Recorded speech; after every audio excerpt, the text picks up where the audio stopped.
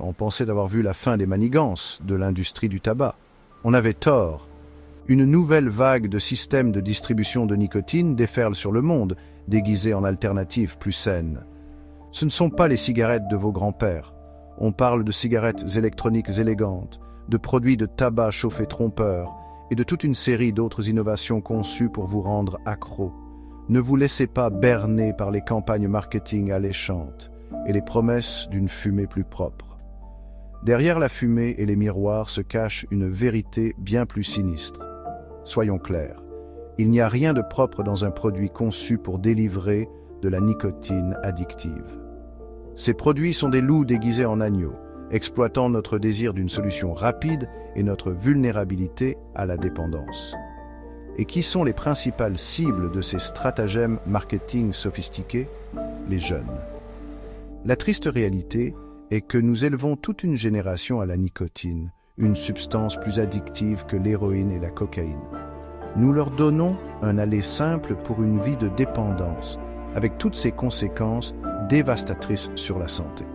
Il est temps de lever le voile sur cette industrie de plusieurs milliards de dollars et de révéler la vérité sur ces soi-disant alternatives plus saines.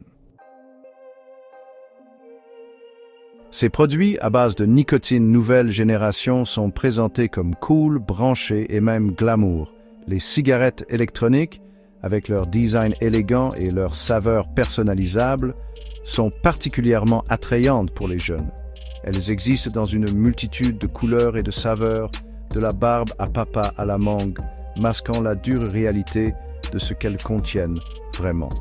Ces saveurs sont soigneusement élaborées pour attirer les jeunes palais, les rendant accros tôt et les engageant sur la voie d'une vie de dépendance.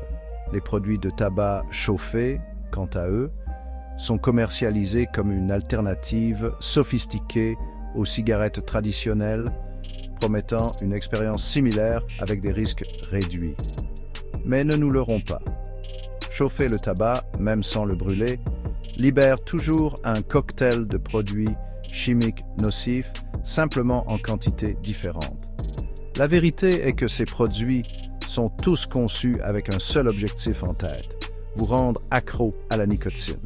Et ils y parviennent. Le nombre de jeunes utilisant des cigarettes électroniques a explosé ces dernières années, créant une crise de santé publique sous nos yeux. Nous assistons à l'addiction d'une toute nouvelle génération à la nicotine, et les conséquences à long terme sont terrifiantes. Parlons de ce que contiennent réellement ces produits. Bien qu'ils soient présentés comme des alternatives plus propres, la réalité est qu'ils regorgent de produits chimiques nocifs. Les aérosols de cigarettes électroniques, par exemple, contiennent des métaux lourds comme le plomb et le nickel, ainsi que des composés organiques volatiles, et même des particules ultra fines qui peuvent se loger profondément dans vos poumons. On parle d'un cocktail chimique qui peut avoir de graves conséquences pour votre santé respiratoire et cardiovasculaire. Et ne me lancez pas sur les arômes, ces saveurs douces et alléchantes qui rendent les cigarettes électroniques si attrayantes. Elles sont souvent fabriquées avec des produits chimiques parfaitement sûrs à manger, mais incroyablement nocifs lorsqu'ils sont inhalés. Le diacétyl, par exemple, un produit chimique couramment utilisé pour donner au pop-corn un goût de beurre, a été lié à une grave maladie pulmonaire appelée poumon du pop-corn. En résumé, nous inhalons un tas de substances qui n'ont rien à faire dans nos poumons. Et les effets à long terme de bon nombre de ces produits chimiques sont encore inconnus. Nous menons une expérience massive sur nous-mêmes et les résultats pourraient être dévastateurs.